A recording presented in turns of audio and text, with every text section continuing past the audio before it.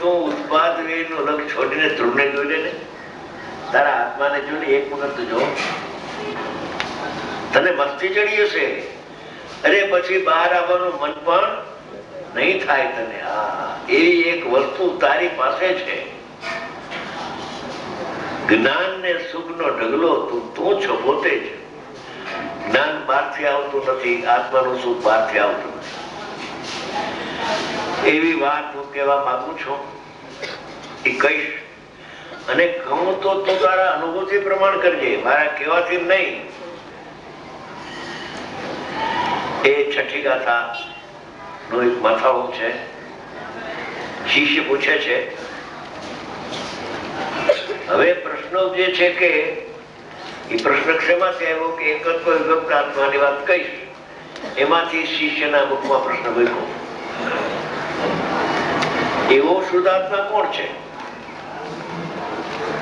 જેની મને ખબર નથી? એના માટે હું પૂછું છું. મને ખબર હોય તો પૂછું જ નહીં. એવા શુદ્ધ આત્મા, આવા આત્મા કોણ છે?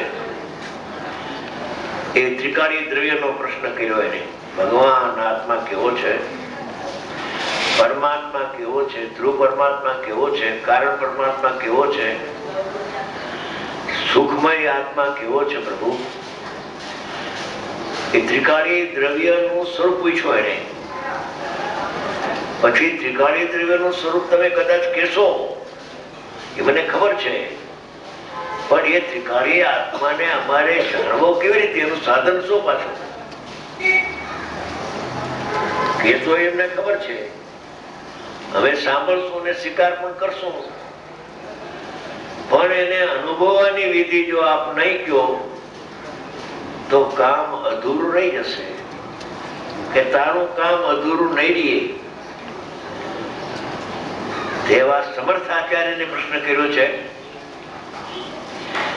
પૂર્વ 415 ગાથાનું સ્વરૂપ હું કહીશ તને સંક્ષેપમાં. જયસેન આચાર્ય ભગવાન સમયસારની રચના કરતા કહે છે કે આ સમયસારમાં 12 ગાથા સુધીમાં કોઈ નિકટ ભવિષ્ય હોય, સૂક્ષ્મ રુચિ વાળો હોય, થોડું કહે અને જાજુ સમજી જાય. ગુરુ થોડું કહે અને જાજુ સમજી, એનું નામ સૂક્ષ્મ રુચિ કહેવાય. પણ એ જો જીવ એવામાં 12 ગાથાનું અધ્યયન કરશે તો એને અનુભવ થઈ જશે. તો કદાચિત 12 ગાથા સુધીમાં અનુભવ કરનારા ઓછા હોય એમ માનીએ આપણે, તો એના માટે 415 ગાથા કહીશું. પણ 415 ગાથા તો તને પૂરું થવું જોઈએ, થઈ જશે. અમારી શુભેચ્છા છે કે આ વાત સાંભળે અને સમજે અને ભેદ જ્ઞાનનો વિચાર કરે, પછી ભેદ તરફથી ખસતો જાય ને અભેદ તરફ ઢળતો જાય તો અભેદ ને ઢળી જશે ને અનુભવ થઈ જશે. એ વાત કેવી છે? શુદ્ધ આત્મા કોણ છે કે જેનું સ્વરૂપ જાણવું જોઈએ, અનુભવ કરવો જોઈએ. શુદ્ધ આત્મા છે કેશો આપ, એનો અનુભવ કરવાની વિધિ પણ મારે પૂછી લેવી. સાથે 2 પ્રશ્ન કર્યા છે, એના પ્રશ્નના ઉત્તરરૂપ ગાથા કહે છે.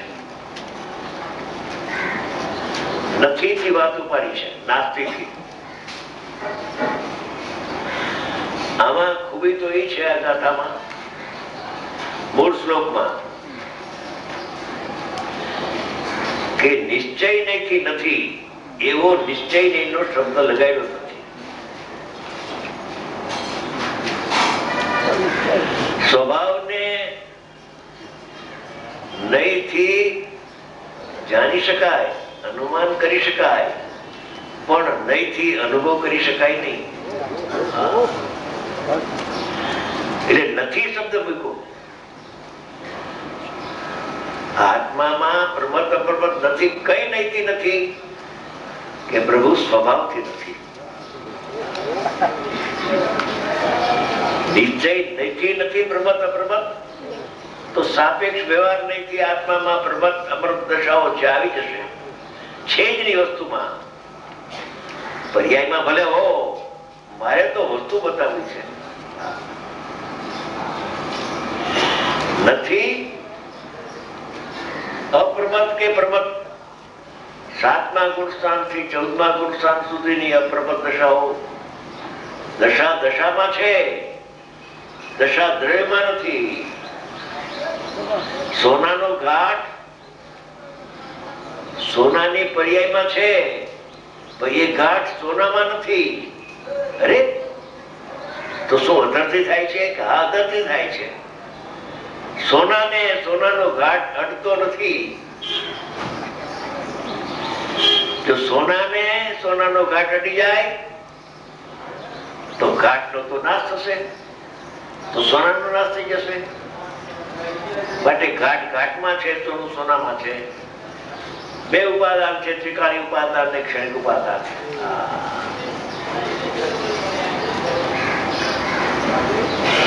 નથી શબ્દ વાપરો, નથી. આ દશાઓ આત્મામાં નથી. કઈ નહીથી નથી. શિષ્ય પૂછતો નથી, જિજ્ઞાસુ છે, તૈયાર થયેલો છે, નિકટભવી જીવ છે. આ નિકટભવી જીવનો પ્રશ્ન છે કે સાહેબ 8 કર્મ કેવા છે, ગાતી શું, 148 ના ભેદ શું, ક્યાં ગુણસ્થાને કઈ ઉદય થાય, વિચ્છુતિ થાય, સંક્રમણ થાય, કઈ પૂછ્યું નથી. 9 તત્વના ભેદ શું એ કઈ પૂછ્યું નથી. 6 દ્રવ્યનો સ્વરૂપ શું એ પૂછ્યું નથી. એક ફક્ત પોતાનો શુદ્ધાત્મા કેવો છે અને એનો અનુભવ કેમ થાય. અનંત કાળથી મને આ આત્મા દેખાનો નથી, અનુભવ આવ્યો નથી, એવો મારો પ્રશ્ન છે.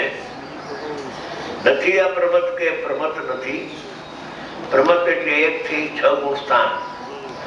મિથ્યાત્વના પરિણામ નથી એમ કહ્યું કે કઈ નહીથી નથી,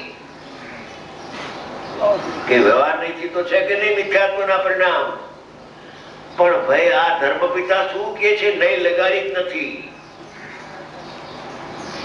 નહીંથી સમજાવી શકાય, બીજાને સમજાવવાનો કાળો હોય. પણ 60 વર્ષથી સાંભળ્યા પછી હવે નહીં શું જરૂર છે? સાંભળ્યું ખરું? હવે કે છે તું સ્વભાવથી જોવો, નહીં સાપેક્ષ છે, સ્વભાવ નિરપેક્ષ છે. નથી અપ્રમત કે પ્રમત નથી. કેટલાક ને એકાંત લાગે તો લાગો. અમૃત છે. અમૃતચંદ્ર આચાર્ય નું અમૃત આમાં ચડશે હમણાં. નથી અપ્રમત કે પ્રમત નથી. જે એક જ્ઞાયક ભાવ છે ને છે, 3 કાળે છે, અને 3 કાળે પ્રમત અપ્રમત સવારમાં નથી. સિદ્ધ પરમાત્મામાં તો નથી 14 ગુણ સ્થાન, પણ સંસારી જીવની પર્યાયમાં 14 ગુણ સ્થાન હોવા છતાં નથી. લે અમે તારી વાત કરીએ છીએ. અત્યારે તારામાં પરિણામ થાય છે એમને ખબર છે. પરિણામના અસ્તિત્વને ઉડાડતા નથી, પણ તારા ત્રિકાળી સ્વભાવમાં એ નથી. અમારે એમ કેવું છે, તું ન સમજી શકતો હોય તો પૂજ્ય અમને. નથી અપ્રમત કે પ્રમત. જે એક જ્ઞાયક ભાવ છે ને છે અનાદિ અનંત. માને તો છે ને ન માને તો છે. 3 કાળ આત્મા શુદ્ધ છે. અશુદ્ધ માને તો અશુદ્ધ થાય નહીં. એક જ્ઞાયક ભાવ છે. એ રીત શુદ્ધાશુદ્ધ પર્યાયથી રહિત છે આત્મા. માટે કે છે કે શુદ્ધ છે. શુદ્ધાશુદ્ધ પર્યાય 2 પ્રકારની પર્યાય લીધી ને ઉપર. પ્રમત અપ્રમત 2 આવી ગઈ, શુદ્ધ ને અશુદ્ધ.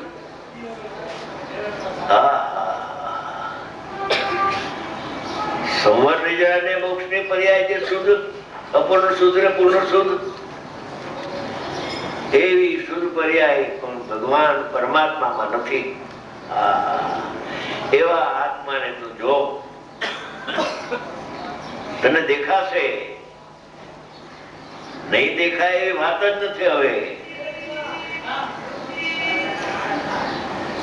નિત્ય શુદ્ધ કથાય ભગવાન પરમાત્મા પવિત્ર ભગવાન વિરાજમાન છે ચૈતન્ય મૂર્તિ.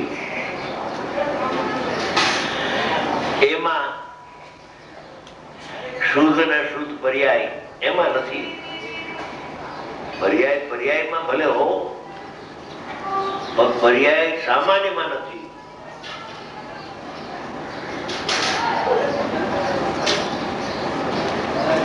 गुरचंद जी के बहुत साल पहले, बहुत साल हो गए. हम लोगों को कलकत्ता वालों का महान सौभाग्य है कि आप पधारे हैं और आपने यहाँ की उपयोगी दी. साथ भाव आ गया मेरे को. और मैंने प्रकाश को कहा फोन में कि मैं तो आता आऊंगा अगर तुम मेरा नाम से युगल जी साहब को विनती करना. उसने आवाज कभी तो नाजुक है तो भी ये 100 अवसर है कलकत्ता के लिए.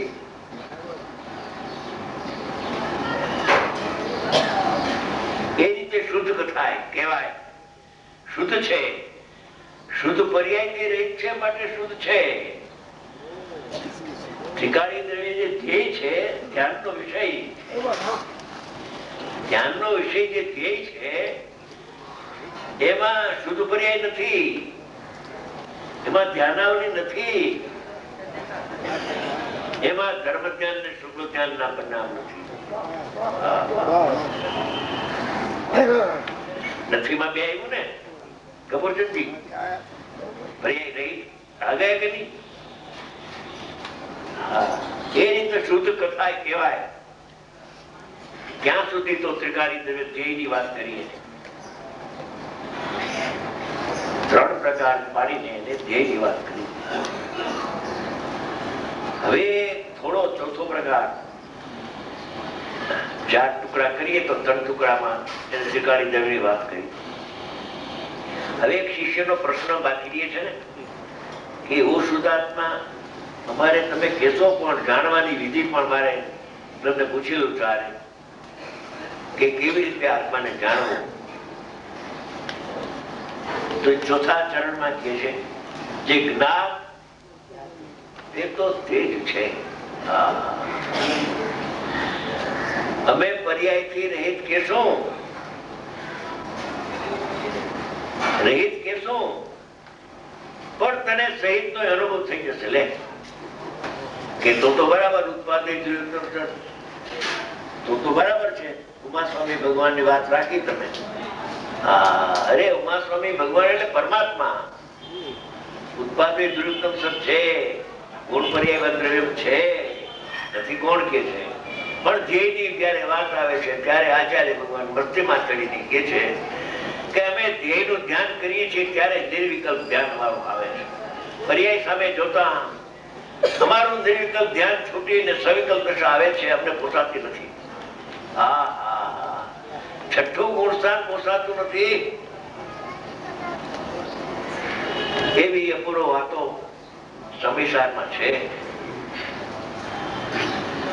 જે અને તે જે જ્ઞાત તે તો તે જ છે. જ્ઞાત હો જાણવામાં આવ્યો બે ભાગ કરે છે, બહુ સૂક્ષ્મ છે. લેશું બધું આપણે ધીમે ધીમે લઈ લેશું.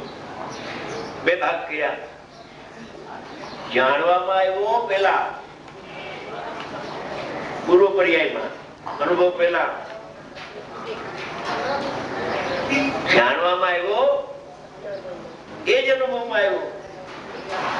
ના તે તો તે જ છે. કર્ણલબ્ધિના પરિણામમાં આવતા જાણવામાં આવે છે. ભલે છદ્મસ્તો ઉપયોગ એને કર્ણલબ્ધિના પરિણામ પકડી ન શકતો હોય, કદાચિત કોકના અનુમાનમાં પણ આવી જાય છે. જ્ઞાત જાણવામાં આવ્યો મને પ્રભુ, જે જાણવામાં આવ્યો સવિકલ્પ સસર્જનમાં આવી ગયો, એને ઉત્તરોત્તર ક્ષણે નિર્વિકલ્પ ધ્યાન આવીને અનુભવ થઈ જાય છે. અપૂર્વ વાત છે છઠ્ઠી ગાથામાં. ધીમે ધીમે લઈ લેશું આપણે. હવે એનો ગાથાનો અર્થ. જે જ્ઞાયક ભાવ છે તે છે ને છે, થાય થવું ને થશે એમાં નથી. છે ને જે જ્ઞાયક ભાવ છે તે છે તે કેવો છે? અપ્રમદ પણ નથી અને પ્રમદ પણ નથી. કોઈ નહીં લગાડી નથી. આત્માના સ્વભાવથી વાત કરી અને અનુભવની વાત કરશે પણ એમાં પણ નહીં લગાડે. એમાં પણ આમાં દ્રવ્યના સ્વભાવની વાત કરે છે, એમાં નહીં લગાડવાની મારે જરૂર નથી. અને જે જ્ઞાન અતિન્દ્રિય પ્રગટ થાય છે એમાં પણ અમે નહીં લગાડ્યા વગર કેશું તને. ધ્યાન રાખજે. તો એ વખતે નહીં નો વિકલ્પ કરીશ માં કે કઈ નહીથી આ અનુભવ થાય કે નહીથી અનુભવ ન થાય. લે હાલ નહીથી જાણીને નહીને છોડી દે. હવે એક અભિગતિ આચાર્ય થઈ ગયા છે, એમને કહ્યું પેલા કરછી અગાઉના કાળમાં શબ્દ હતો. કરછી શબ્દ અત્યારે ચમચી. ચમચીથી આહાર લઈ કોનામાં અને ચમચી છોડી દેજે.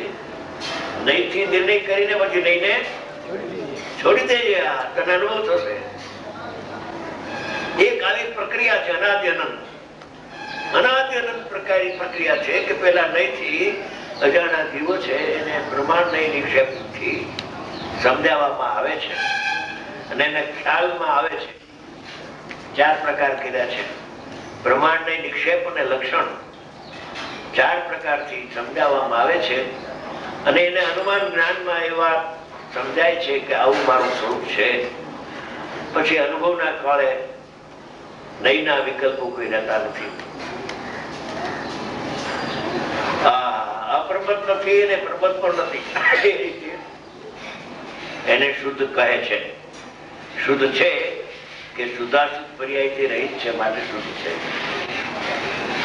વળી 2 ભાગ પડ્યા ધ્યેય ને જ્ઞેયના.